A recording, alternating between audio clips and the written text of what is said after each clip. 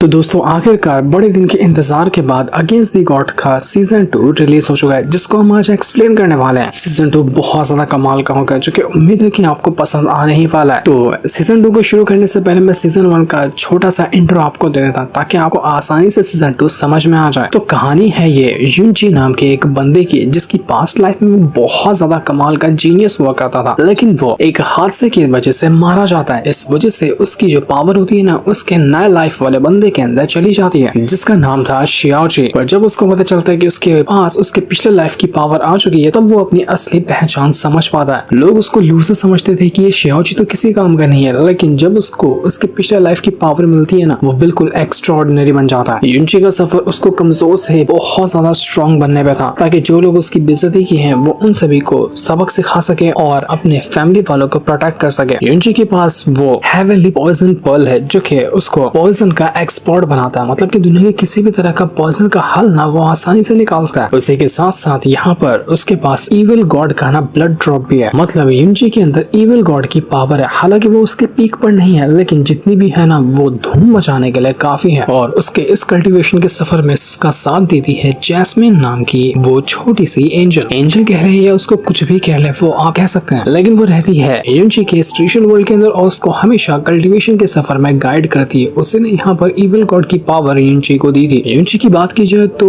उसकी ना शादी सबसे पहली वाली हो चुकी है, जो कि बहुत ज्यादा सुंदर लड़की से हुई थी, जिसका नाम किन्युई था। लेकिन ये शादी एक समझौते के हिसाब से हुई थी, जहाँ किन्युई सिर्फ इस शादी को फॉर्मेलिटी मानती है। युनची के पास ना फिनिक्स गॉड की पावर है और उसी के साथ साथ ब्लू ड्रैगन की पावर है, जिसको उसने सीजन 1 के अंदर कल्टीवेशन के दौरान ही हासिल किया था। इस सफर में युनची को एक और लड़की मिली थी, जिसको लिटिल फेरी कहा जाता है, और ये ना एक बार बहुत खतरनाक बीस्ट से मुकाबला कर रही थी, तो उसके अंदर पॉइजन चला गया था। तब यहाँ पर युनची ने अपनी ठरकी अदाओं का इस्तेमाल करते हुए लिटिल फेरी को ठीक किया और उसने उसके साथ एक कनेक्शन बना लिया। अब युनची से बड़ा ठरकी तो कोई होगा नहीं, इस वजह से उसने उसके साथ दोस्ती बनाई और यहाँ तक कि उसके साथ कांड भी बिठा चुका है। एक तो पत्नी हो गई, दूसरी लिटिल फेरी हो गई जिसके साथ कांड बिठाया, तीसरी एक और लड़की है जिसको वो अपनी पत्नी बनाने के चक्कर में है, जो कि इंपीरियल सिटी की प्रिंसेस ज़ूरो लान। युनची का मकसद है कि वो आगे चलकर ना इविल गॉड बने, इविल गॉड की पूरी हासिल जो पावर है उसको कर पाए और दुनिया को दिखा पाए कि असल में युनची है क्या चीज, किस चीज का नाम है युनची। तो अब यहाँ से ना सीजन 1 शुरू होता है, मतलब सीजन 2 शुरू होता है। तो सीजन 1 के एंड में हम लोगों ने देखा था ना कि एक रैंकिंग कंपटीशन चल रहा था और उसमें जो भी टॉप 10 की पोजीशन हासिल करेगा उसको एक सीक्रेट रैल्म के अंदर जाने का मौका मिलेगा, जहाँ पर बेशकीमती ट्रेजर मौजूद है। तो उसको फर्स्ट रैंकिंग से तो अपने युनची ने ही कंप्लीट किया था। तो सीजन 2 की शुरुआत उसी कंपटीशन के 5 दिन के बाद के सीन से होती है, जहाँ पर हमें दिखाया जाता है उसी सीक्रेट रैल्म का सीन, जहाँ पर युनची आगे बढ़ा था और उसके सामने किन्युई होती है। युनची उससे कहता है कि यार किन्युई रुक जाओ, मैं अब और नहीं चल पाऊंगा, मैं बहुत ज्यादा थक गया हूँ। तो किन्युई कहती कि हाँ मैं जानती हूँ कि तुम्हारी जो चोटें थी ना, वो अभी तक की पूरी तरह से ठीक नहीं हुई है, लेकिन हम ऐसे नहीं रुक सकते, हमें आगे बढ़ना ही होगा। तभी युनची को ना ऐसा महसूस होने लगता है कि इस सीक्रेट रैल्म के अंदर कुछ तो ऐसा है जो उसको अपने पास बुला रहा है। युनची हैरान कि मैं तो यहाँ पर पहली बार आया, तो ऐसी क्या चीज हो सकती है जो मुझे अपने पास बुलाने की कोशिश कर रही है, मुझे उस चीज को देखने के लिए जाना चाहिए। वो किन्युई से पूछने लग जाता है कि किन्युई तुम्हें लगता है क्या कि इस जगह पर कोई बहुत ही ज्यादा कमाल का ट्रेजर होगा, एकदम एक्स्ट्रा ऑर्डिनरी वाला, जो कि मुझे यहाँ पर अपने पास बुलाने की कोशिश करा, तुम्हें ऐसा डाउट लगता है क्या? तो किन्युई कहती है कि यहाँ पर अनगिनत ट्रेजर है, ये इंसान की किस्मत के ऊपर डिपेंड करता है कि वो उस ट्रेजर को हासिल कर पाता है या नहीं कर पाता है। ट्रेजर के मामले में कोई कमी नहीं है, बस तुम्हें अपनी किस्मत आजमानी पड़ेगी। और जहाँ तक कि मैंने सुना है कि यहाँ का जो सबसे कमाल का ट्रेजर है ना, वो है एक एम्परर हार्ट लोटस। कोई लोटस है जो कि किसी एम्परर के ना हार्ट से बना हुआ है। वो एक हेवन डिफाइंग ट्रेजर है, मतलब उसके जरिए ना हेवन के खिलाफ भी जाया जा सकता है और इस तरह की चीजें इस दुनिया में एग्जिस्ट नहीं करनी चाहिए, लेकिन फिर भी वो एग्जिस्ट करता है। पर दिक्कत ये है कि आज तक के लोगों ने सिर्फ उसके बारे में सुना है, किसी ने अपनी आंखों से उसको देखा नहीं। कोई गारंटी नहीं है कि यहाँ पर वो चीज मौजूद भी है या फिर नहीं है, लेकिन अगर वो चीज मौजूद है ना, तो वो बहुत कमाल की चीज है। तो युनची कहने लग जाता है कि अरे वो सब छोड़ो, मुझे तो ऐसी फीलिंग आ रही है कि आज हम कमाल की डिस्कवरी करने वाले हैं, हमें वो पक्का लोटस मिलेगा। तो जहाँ मेरी फीलिंग जा रही है ना, हमें वहीं चलना चाहिए, क्या पता वहीं पे वो लोटस रखा हो। तो वो लोग उसी तरफ बढ़ना शुरू कर देते हैं। किन्युई भी उसके साथ जा रही होती है और आगे बढ़ते हुए ये लोग ना सीक्रेट रैल्म के कोर के पास आकर पहुंच चुके थे। यहाँ पर खाली बर्फ ही बर्फ होता है, धुआं ही धुआं होता है, कुछ भी समझ नहीं आ रहा था कि असल में यहाँ पर है क्या चीज। बस वो लोग ऐसे ही आगे बढ़ते हुए जा रहे थे और आगे बढ़ते हुए वो लोग किसी मैदान जैसी जगह पर आ जाते हैं, जहाँ पर चारों तरफ से पहाड़ ही पहाड़ थे। यहाँ पर आने के बाद युनची की जो फीलिंग थी ना, वो और ज्यादा बढ़ जाती है। तो वो अपनी फीलिंग का पीछा करते हुए उस ओर जाने लग गया था। क्या पता वहां पर उसको वो लोटस मिल जाए। तो काफी दूर आने के बाद वो एक जगह पर रुक जाता है और जैसे वो रुका है ना, उसको जमीन पे एक छोटा हल्का सा फुल नजर आता है। उसको लगता है कि क्या पता यही वो लोटस होगा, तो वो किन्युई से कहने लग जाता है कि किन्युई तुम्हें पता है क्या वो एम्परर हार्ट लोटस जो है ना वो कैसा दिखता है, हल्की फुल्की उसकी झलक मालूम है तो क्या तुम्हें?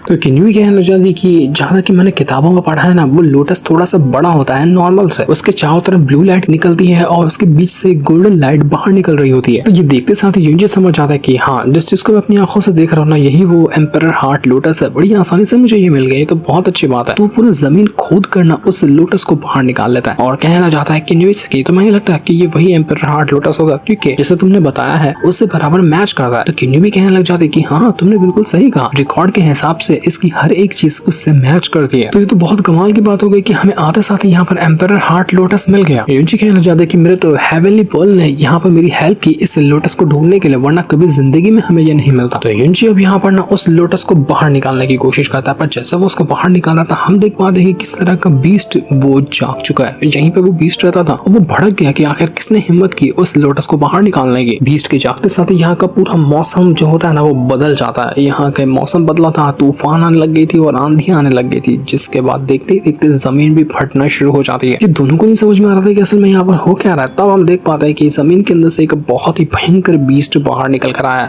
और यही बीस्ट था जो कि यहाँ पर गार्डियन करता था उसे लोटस की। इसका नाम होता है तियानची बीस्ट और ये प्रोफाउंड मैस्टिक रेल्म का बीस्ट है जो अब यहाँ पर आ चुका था यूजी को मारने के लिए। यूजी तुरंत अपनी वही हेवनली स्वॉर्ड बाहर निकालता है और उसके जरिए वो यहाँ पर उस बीस्ट से फाइट करने लग गया था। वो एक ही अटैक के अंदर बीस्ट के हाथ को काट देता है, लेकिन बीस्ट ने फिर से अपने हाथ को जोड़ लिया था और उसके बाद एक बार फिर से वो यूजी से फाइट करने जा चुका था। यूजी और उस बीस्ट के बीच में एक कमाल का बैटल शुरू हो जाता है। यूजी किन्युई से कहता है कि किन्युई हमें लगता है कि हम इस बीस्ट का मुकाबला कर पाएंगे, ये बहुत भयंकर है, तो हमें यहाँ से चलना चाहिए। वो लोग वहां से भागने की कोशिश करते हैं लेकिन बीस्ट उनको नहीं छोड़ने वाला था, वो उनके पीछे ही पड़ जाता है और किसी भी हालत में वो उनको मारना चाह रहा था। यूजी अपनी पावर का यूज करते हुए उस बीस्ट को रोकने में लगा होता है। किन्युई भी इसका साथ देती है, उसको घसीट कर वहां से ले जाने लग गई थी ताकि यूजी को भी कुछ चोट ना लग जाए, लेकिन वो जो बीस्ट होता है ना वो उनको छोड़ने वाला नहीं था। वो अब यहाँ पर किन्युई के पीछे पड़ जाता है तो किन्युई भी अपनी आइस एलिमेंट की पावर को यूज करती है। अब उसके पास खास पावर तो उसकी आइस की है ना, तो उसके जरिए वो उस बीस्ट के अटैक से आपको बचाती और उसके ऊपर अटैक भी करती है। लेकिन थोड़ी टाइम के अंदर ही वो बीस्ट उसके ऊपर भारी पड़ने लग जाता है। अगर कुछ नहीं किया गया तो यहाँ पर किन्युई की जान तक जा सकती है। तो ये देखकर यूजी जल्दी से बीच में आता है और किन्युई को यहाँ पर बचा लेता है। वो उसको गोद में उठाते हुए साइड में ले जा चुका था ताकि किन्युई को चोट ना लगे। और इसके बाद यहाँ पर जो यूजी होता है ना वो स्टार गॉड की पावर को यूज करता है। उसके पास स्टार गॉड की भी पावर है जो उसको ना बहुत ज्यादा स्पीड में आगे बढ़ने में हेल्प करती है। तो उसी पावर का यूज करते हुए वो किन्युई को लेकर वहां से भागना शुरू कर चुका था। बीस्ट उसके पीछे पड़ा होता है, लेकिन यहाँ यूजी उस किन्युई को लेकर आगे बढ़ता जा रहा था। रास्ते में किन्युई बताने लग जाती है यूजी को कि तुम्हें पता है ये जो लोटस है ना, मैंने सुना है कि लोटस किसी भी ऐसे बंदे को जिसके पास कल्टीवेशन पावर भी नहीं है ना, उसको भी अर्थ फेस मैस्टिज्म लेवल पे पहुंचा सकता है, वो भी एक पल के अंदर। और उसकी ही ये गार्डियन करता है बीस्ट। अगर कोई भी उसको लेने की कोशिश करता है तो ये बीस्ट उसको छोड़ता नहीं। इसी वजह से वो बीस्ट हमारे पीछे पड़ गया, इसलिए हमें बिना उस लोटस के ना यहाँ से जाना नहीं चाहिए। तो यूजी कहता है कि ठीक है तुम यहाँ से जाओ, मैं इस बीस्ट का ध्यान भटकाता हूँ और वो लोटस हासिल करने की कोशिश करूंगा। अब मेहनत करके यहाँ पर आए हैं तो खाली हाथ तो नहीं जाएंगे, इसलिए वो वापस से चला जाता है उसी बीस्ट से फाइट करने के लिए। और वो किन्युई को पीछे ही छोड़ चुका था, वो उसके ऊपर अटैक करता है और उसके अटैक से बचने की कोशिश भी करता है। पर बीस्ट तो पगला गया था, वो रुकने वाला नहीं था। उसको किसी भी हालत में यूजी की जान चाहिए थी कि आखिर उसने हिम्मत कैसे की उस लोटस को हासिल करने की। किन्युई भी यहाँ पर आ जाती है और वो दोनों यहाँ पर एक बार फिर से मिलकर उस बीस्ट का ध्यान भटकाते हुए उस लोटस को हासिल करने की कोशिश कर रहे थे। यूजी बीस्ट से कहने लग जाते हैं कि देख तू प्रोफाउंड रेल्म का मैस्टिक बीस्ट हो, मुझे उससे फर्क नहीं पड़ता, लेकिन स्टार गॉड की पावर के सामने तू बहुत स्लो है। मैं बहुत आसानी से तेरे हर अटैक से बच सकता हूँ, देखा तूने मेरे पर एक भी अटैक नहीं कर पाया, मैंने तेरी वाट लगा दी। तो इसके बाद वो तुरंत ही चला जाता है उसी लोटस को हासिल करने के लिए। जैसे वो लोटस ले रहा था ना, वहाँ पर जैस्मिन आ जाती है, वही बंदी जो कि यूजी की स्पेशल वर्ल्ड के अंदर रहती है। वो यूजी से कहने लग जाती है कि यूजी तुम पागल हो गए, तुम किन्युई के लिए ना अपनी जान खतरे में डाल रहा है, तुमको प्यार ने अंधा कर दिया, तुम उसके लिए इतनी बड़ी मुसीबत क्यों मोल ले रहे हो, छोड़ो ये सारी चीजें और भाग जाओ यहाँ से। लेकिन यूजी कहते हैं कि तुम उसकी फिक्र मत करो, मुझे कुछ नहीं होगा, मैं अपने आप को ये बचाऊंगा, ये लोटस भी लेकर जाऊंगा। तो वो तुरंत लोटस निकाल लेता है और ये होते साथ ही अब तो वो बीस्ट और ज्यादा बौखला गया था कि अब मैं इस यूजी को नहीं छोड़ूंगा, इसने लोटस ले लिया है तो अब मुझे मर जाऊं मैं, उससे फर्क नहीं पड़ता, लेकिन मैं इसको मार कर रहूंगा। तो पहले से भी खतरनाक अटैक करने लग गया था। यूजी और किन्युई दोनों वहां से भागने की कोशिश करते हैं, लेकिन फिर भी वो उनको भागने दे ही नहीं रहा था। वो अपना जिससे अंदर सांस लेता ना ना सब कुछ उसके मुंह के अंदर जाने लग जाता है। किन्युई और युनची दोनों उसके मुंह के अंदर ही जाने वाले थे। युनची यहाँ पर किन्युई को पकड़ने की कोशिश करता है ताकि वो फिसल कर उसके मुंह में ना चली जाए। और इसके बाद यहाँ पर युनची ने अपने इविल गॉड की पावर को एक्टिवेट करना शुरू कर दिया था। वो इविल गॉड की पावर का यूज करते हुए खुद को और किन्युई को एक प्रोटेक्शन बैरियर के अंदर डाल लेता है। और उसके बाद ऐसा लग रहा था कि ये दोनों उसी बीस्ट के मुंह के अंदर जा चुके हैं। तो अब हमें यहाँ पर 3 दिन बाद का सीन दिखाया जाता है, जहाँ हम युनची को एक कमरे के अंदर देख पाते हैं और 3 दिन बाद जाकर उसको होश आया था। ये कमरे के अंदर आने के बाद युनची हैरान रहता है कि मैं यहाँ पर कैसे आ गया, मैं तो बिल्कुल ठीक महसूस कर रहा हूँ, 3 दिन हो गए मुझे लेटे हुए और मुझे तो लग रहा था कि मैं उस बीस्ट के मुंह में जा चुका, पर मैं यहाँ पर कैसे आया। जैस्मिन युनची से कहना चाहती कि तुम बड़े वाले बेवकूफ हो, खाली तुमने इस छोटे से लोटस को लेने के लिए अपनी इतनी जान खतरे में डाल दी कि तुम मरने वाले थे। आखिर तुम इतनी जल्दी अपनी जान खतरे में क्यों डाल दे रहे हो। तो युनची कहते कि तुम फिक्र मत करो, मुझे पता है कि मेरी लिमिट कहाँ पर एंड होती है और जब तक मेरी लिमिट एंड नहीं होती तब तक मैं पीछे नहीं हटने वाला। वैसे मैं तो तुम्हारा शुक्रिया करना चाहता हूँ कि तुमने जो मुझे वो बुद्धा टेक्निक सिखाई थी ना, उसकी वजह से 3 दिन के अंदर ही मैं पूरी तरह से रिकवर हो गया। ऐसा लग रहा है कि कभी मुझे कोई चोट लगी ही नहीं थी, कितनी कमाल की टेक्निक थी वो तुम्हारी वाली। तो जैस्मिन कहना चाहती कि तुमको सच में लगता है कि तुमने जो बुद्धा टेक्निक का सिर्फ अभी 2nd लेवल ब्रेक थ्रू किया है और वो इतना कमाल का होगा कि 3 दिन के अंदर तुम्हारी सारी चोटों को ठीक कर दे। तो युनची कहता है कि तुम्हारे कहने का मतलब क्या है, मुझे ठीक करने में किसी और ने भी साथ दिया है क्या, तो मेरी कौन हेल्प कर सकता है इतना ज्यादा खुद को रिकवर करने में, जिस वजह से मैं पूरा ठीक महसूस कर पा रहा हूँ। तो ये सुनने के बाद जैस्मिन जो थी वो कहने लग जाती कि पिछले 3 दिन से कोई यहाँ पर आता था और तुम्हारी 24 घंटा देखभाल करता था फिर चला जाता था। तुम्हें ठीक करने में उसने अपनी मैस्टिक पावर को बहुत ज्यादा खत्म कर दिया। सारी मैस्टिक पावर देकर उसने तुम्हें ठीक किया है, वरना अब तक तो तुम यहाँ पर मर गए होते। तभी वापस से वहाँ पर कोई आने लग जाता है। इस वजह से युनची जो होता है ना बेहोश होने का नाटक करता है ताकि देख सके कि कौन उसको ठीक करने के लिए आता है। तो जैसे वो खुद को बेहोश करता है ना, हम देख पाते हैं कि वहाँ पर एक लड़की आई है और ये लड़की कोई और नहीं,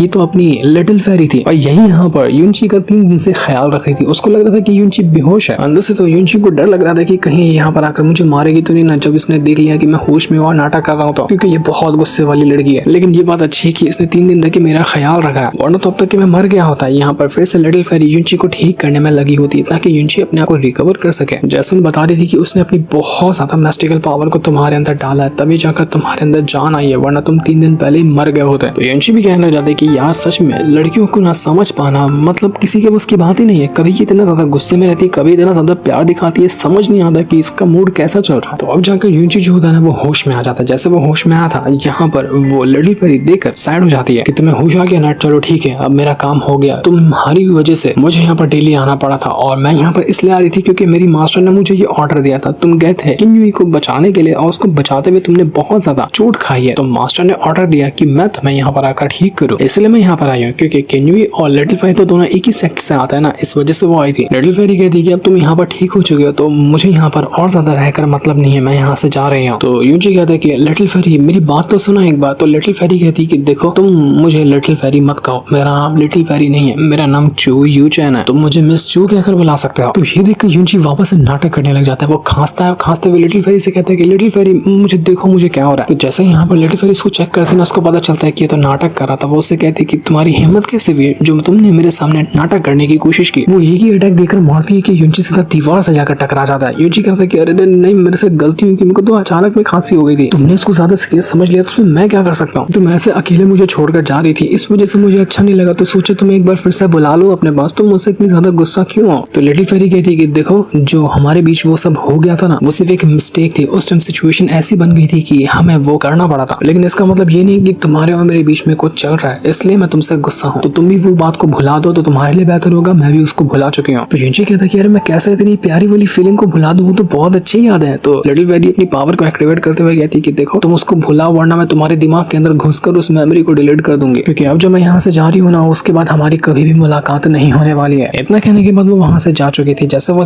वहाँ से जाती है हम देख पाते हैं कि वहाँ पर ज़ूरो लान आकर पहुंच चुकी है और यहाँ पर वो युनची के लिए खाना वगैरह लेकर आई हुई थी। यहाँ पर वो युनची को होश में देखकर काफी ज्यादा खुश हो जाती है। तो युनची भी ऐसे कहना चाहती है कि मेरी फिक्र मत करो, मैंने तुम्हें टेंशन में डाल दिया ना, 3 दिन से बेहोश पड़ा था तो, लेकिन अब मैं ठीक हो गया तो मेरी टेंशन मत लेना। वहाँ पर ज़ूरो लान उससे कहने लग जाती है कि युनची तुम्हें पता है तुमने अभी रैंकिंग बैटल के अंदर फर्स्ट रैंकिंग हासिल की है ना, और अभी तक के यहाँ पर सीक्रेट रैम के अंदर जाने का सफर कंप्लीट नहीं हुआ है। तो वो जो स्काई बर्निंग सेक्ट वाले हैं वो तुम्हारे खिलाफ साजिश रच रहे हैं कि एक बार जब तुम जाओगे ना सीक्रेट रैम के अंदर तो वहाँ पर जाने के बाद वो लोग तुम्हारी जान लेने की कोशिश करेंगे, तो उनसे जरा सा संभल के ही रहना तुम। तो युनची कहता है कि तुम्हें फिक्र करने की जरूरत नहीं, मैंने सारी चीजों का बंदोबस्त बस कर लिया, मैं देखता हूँ कि कौन दुश्मन मुझे मारने के लिए आता है, मैं उसकी वाट लगा दूंगा। तो ये सुनकर तो वो ज़ोरो भी काफी ज्यादा खुश हो जाती है कि चलो अच्छी बात है कि तुमने सारी तैयारी पहले से की हुई है। तो इधर हम यहाँ पर देख पाते हैं लिटिल फेरी को, जब वो आगे बढ़ी थी ना इस कमरे से, तो वहाँ पर उसी इंपीरियल सिटी का वो मास्टर आकर पहुंच जाता है जिसके यू फेंग था। और जैसे वो लिटिल फेरी को देखता ना, वो उसे कहना चाहता है कि लिटिल फेरी तुम यहाँ पर क्या कर रहे हो, तुम्हें पता है मैं तुम्हारे क्लाउड इमॉर्टल पैलेस के अंदर कितनी बार गया तुमसे मिलने के लिए, तुम्हारी एक झलक हासिल करने के लिए, लेकिन तुम मुझे कभी नहीं दिखाई दी। आज तुम डायरेक्ट मेरे ही महल के अंदर आई हो, ये देखकर मुझे कितना अच्छा लग रहा है।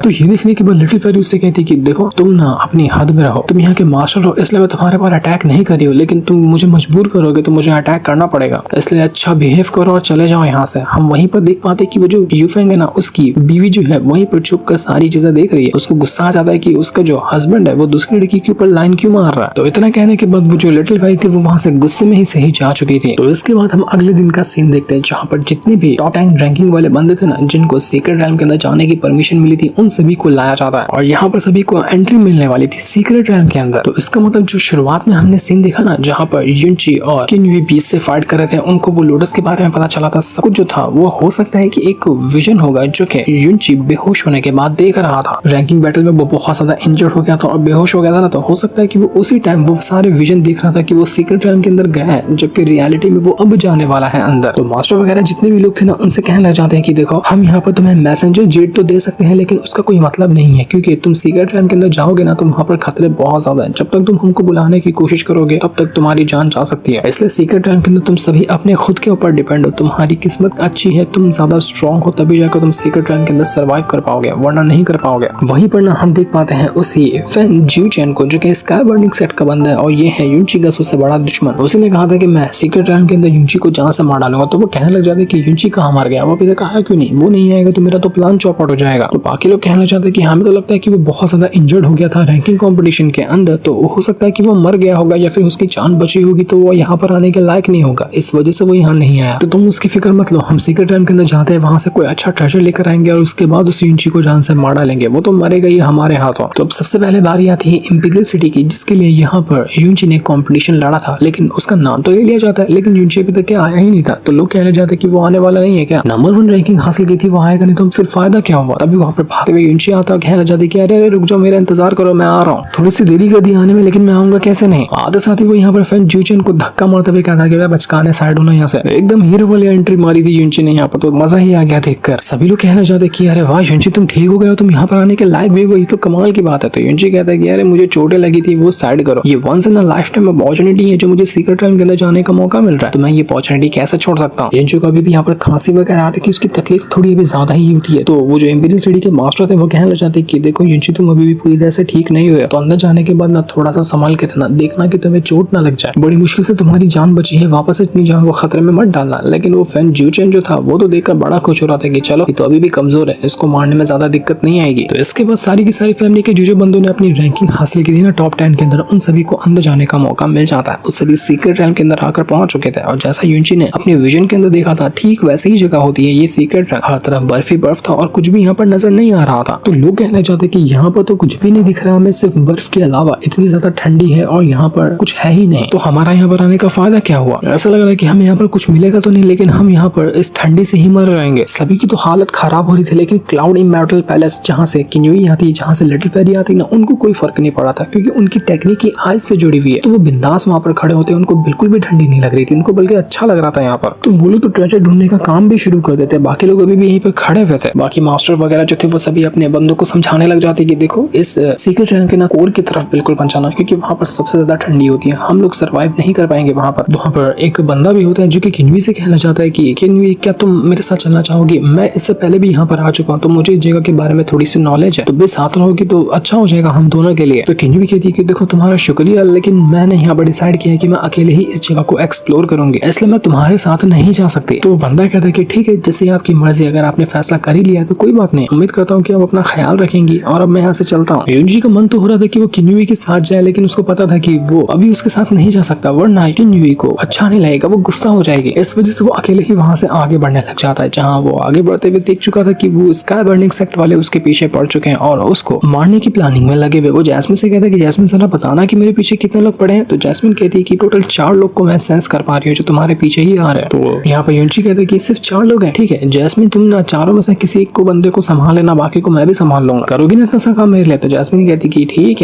है मार दूंगी मैं, जिसको बोलो उसको मार डालूंगी मैं। और ये करने के बाद ना मुझे अपनी पावर को इंक्रीज करने के लिए जाना पड़ेगा, क्योंकि मैं खुद को हेवनली पॉइजन पर्ल के साथ सील कर लूंगी ताकि मैं अपनी पावर को इंक्रीज कर सकूं। और उस टाइम ना तुम मेरा यूज नहीं कर पाओगे, मतलब मैं तुम्हारी हेल्प करने के लिए नहीं आ पाऊंगी। तो उस टाइम तक कि तुम्हें खुद के ऊपर डिपेंड रहना पड़ेगा, जो करोगे तुम खुद के दम पर करोगे। तो यूनची कहते कि अरे यार तुम तो मेन टाइम में मुझे धोखा देकर जा रही हो, मैं कैसे आगे की मुसीबत का अकेला मुकाबला कर पाऊंगा, तुम नहीं रहोगी तो। तुम्हें भी तो पॉइजन का असर जब बढ़ता है तो मैं तुम्हें डिटॉक्सिफाई करता हूँ, तुम्हारे अंदर से पॉइजन निकालता हूँ ना। तो जैस्मिन कहती कि अच्छा तुम मेरी हेल्प करते हो, जब से तो मैं ही तुम्हारी हेल्प करती हूँ, बताओ तुमने मेरे लिए क्या किया है? मैंने तो इतनी सारी चीजें तुम्हारे लिए की कि उसकी गिनती गिनने जाऊंगी तो दिन खत्म हो जाएगा।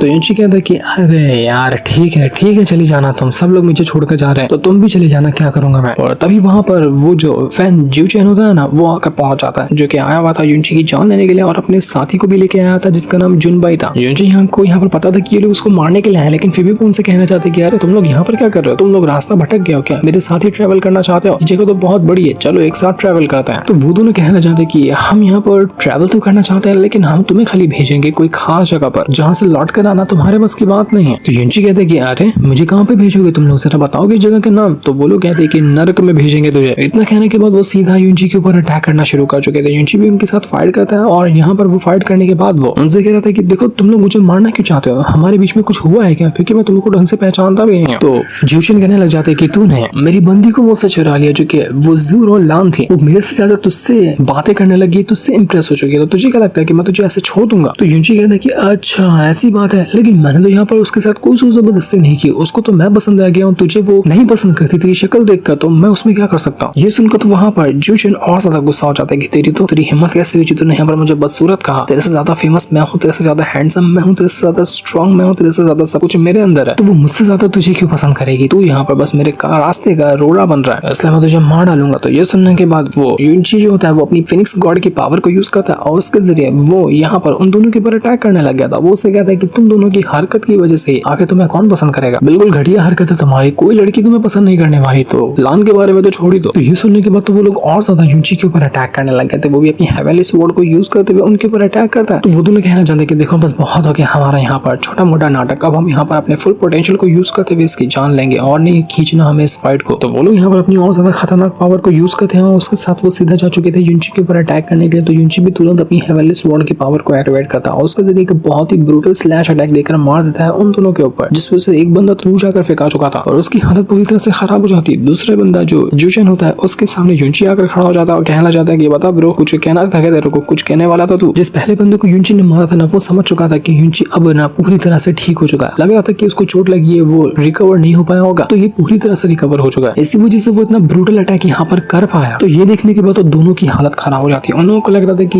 यूनची अभी तक रिकवर नहीं हुआ तो वो लोग उसको आसानी से मार देंगे, पर जब वो रिकवर हो चुका है तो वो उनकी वाट लगा देगा। इसी वजह से वो दोनों डर चुके थे। तो यूनची कहने लग जाते कि अरे यार मैं तो सिर्फ मजाक कर रहा था कि मैं यहाँ पर ठीक नहीं हुआ और मैंने एंट्री के पास जानबूझ के खांसी की थी, क्योंकि मुझे पता था कि तुम लोग बेवकूफ कहीं कि मेरे चाल में आसानी से फंस जाओगे। और देखो बिना मेहनत के तुम मेरे चाल में फंस गए थे। तुमको लगता है कि तुम जैसे बेवकूफ को कोई पसंद करेगा, तुम्हारे को तो दिमाग ही नहीं है, ना पावर है ना दिमाग है, कुछ भी नहीं है तुम लोगों के पास। तो इसके बाद यहाँ पर यूनची उन लोगों को मारने की कोशिश करता है, लेकिन वो लोग कहना चाहते कि देखो हमारे ग्रैंड एल्डर ने ना हम लोगों के ऊपर सोल मार्क डाल कर रखा, अगर हम मरे तो हमारे ग्रैंड एल्डर को पता चल जाएगा कि तुमने हमें मारा है, और अगर उनको पता चला तो वो तुम्हें पाताल से भी खोद कर बाहर निकालेंगे और तेरी जान ले लेंगे, इसलिए बेहतर होगा कि तू उस ज्यूशन को मत मार। लेकिन ज्यूशन नहीं रोकने वाला, तो वो उसको मारने की कोशिश कर रहा होता है। लेकिन दूसरा बंदा कहना चाहता है कि देख अभी भी वार्निंग दे रहा हूँ, अपने कदम पीछे कर ले, लेकिन अगर तूने ये किया ना तो बिल्कुल तू अपनी मौत को दावत देगा, पूरा स्काई बर्निंग सेक्ट तेरी जान लेने के लिए तैयार हो जाएगा। तो यूनची कहता है कि अबे बचकान है, तुझे क्या लगता है कि मैं तेरे सेक्ट से डरता हूँ? तेरे सेक्ट के कोई लोग आएंगे मुझे मारेंगे और मैं एकदम बिल्ली की तरह डर के बैठ जाऊंगा। तो जैसे यहाँ पर वो उसको मारने वाला था ना, वो लोग कहना चाहते कि मास्टर मुंह आप कहाँ पर छुप गए, जल्दी आइए और इस युनची को मारिए। तब ये देखते साथ ही वहाँ पर ना इनके ही स्काई बर्निंग सेट का एक मास्टर आ जाता है जिसका नाम था मास्टर मूलियन, और वो आते साथ ही सीधा युनची के ऊपर अटैक करने लग गया था। तो साथ में लेकर आया था अपने 2 और मास्टर को। तो ये तीनों के तीनों लोग यहाँ पर आकर पहुंच चुके थे, और यहाँ पर आने के बाद उन लोगों को सेंस होने लग जाता है कि उनके जो दोनों बंदे हैं ना, जियो चैन और दूसरा वो जियो बाई, उन दोनों के ऊपर बहुत बड़ा खतरा आया और उनकी जान खतरे में है। वहाँ पर वो ग्रैंड लीडर भी होता है जो कि कहने लग जाता है कि मुझे लगता है ना कि जियो भी मर चुका है। जियो बाई था, उसकी जान चली गई, उसको किसी ने मार डाला। बाकी लीडर हैरान कि ये कैसा हो सकता है, जियो बाई कैसा मर गया, उसको आखिर किसने मारा। तो ग्रैंड लीडर कहता है कि उसको मारने वाला कोई और नहीं बल्कि उसको मारने वाला था मूलियन। और अब हम देख पाते हैं कि जब युनची के ऊपर अटैक करने के लिए मूलियन आया था ना, युनची वहां से साइड हो गया था और उसका अटैक सीधा जाकर लगा जियो बाई को, और इस वजह से मौके पर ही उसकी जान चली गई। तो ग्रैंड लीडर अब देख करना पागल हो गया था कि ये मूलिन ने अपने ही सेट के बंदे को कैसे मार डाला, जबकि उसको नहीं पता कि मूलिन से गलती हो गई और युनची ने उसको फंसा दिया उसके ही प्लान में। युनची मूलिन से कहना चाहती कि अरे मूलिन देखो तो कितनी बड़ी गलती की तुमने अपने ही सेट के यंग मास्टर को जान से मार डाला। अब जब ग्रैंड लीडर को पता चलेगा कि तुमने ही इसकी जान ली है तो वो तो तेरा गेम बचा डालेंगे, तू तो अपने ही पैर पे कुल्हाड़ी मार चुका है। युनची तो यहाँ पर खूब मजाक उड़ाया था उस मूलिन का। तो देखकर मूलिन बहुत ज्यादा गुस्सा हो जाता है। वो कहता है कि तू आखिर इतने डेंजर सिचुएशन में हंस कैसे सकता है, तुझे डर नहीं लगता कि तू यहाँ पर मर जाएगा, तूने जो हरकत की है ना की वजह से मैं तुझे बहुत बुरी वाली मौत दूंगा। लेकिन युनची को फर्क नहीं पड़ता, वो तो अभी भी यहाँ पर मस्त हंस रहा था। तो ये देखने के बाद मूलिन अपने पावर को एक्टिवेट करता है और सीधा चला जाता है युनची के ऊपर अटैक करने के लिए कि मैं तुझे जान से मार डालूंगा। तो बहुत हंस लिया, अब तो रोएगा। लेकिन युनची को उससे फर्क नहीं पड़ता, वो अपनी पावर का यूज करते हुए उसको खूब मारता है। और दोनों के बीच में कमाल का बैटल शुरू हो चुका था, जहाँ पर युनची जैस्मिन से कहते कि जैस्मिन इंतजार करिए कि मेरे मरने का, जल्दी आओ और अटैक करो उसके ऊपर। लेकिन जैस्मिन से पहले ही वहां पर कोई दूसरा इंसान आ जाता है जो सबसे पहले युनची को वहां से साइड करता है और वो जो मूलिन था उसके ऊपर अटैक करता है। मूलिन देखकर हैरान हो चुका था कि मुझ पर किसने अटैक किया, यहाँ पर अब कौन आया है मुझसे पंगा लेने के लिए। तब जैसे ही देखता है ना युनची, उसको पता चलता है कि यहाँ पर उसको बचाने वाला कोई और नहीं बल्कि किन्युई ही है। वो यहाँ पर आई है युनची को बचाने के लिए। उसको देखकर तो यहाँ पर युनची बिल्कुल इंप्रेस हो चुका था कि फाइनली किन्युई मुझे बचाने के लिए आ गई। उसका दिल गार्डन हो जाता है। जैसे इनको दिखाते साथ ही ये पहला एपिसोड यहीं पर एंड हो जाता है। Thanks for watching.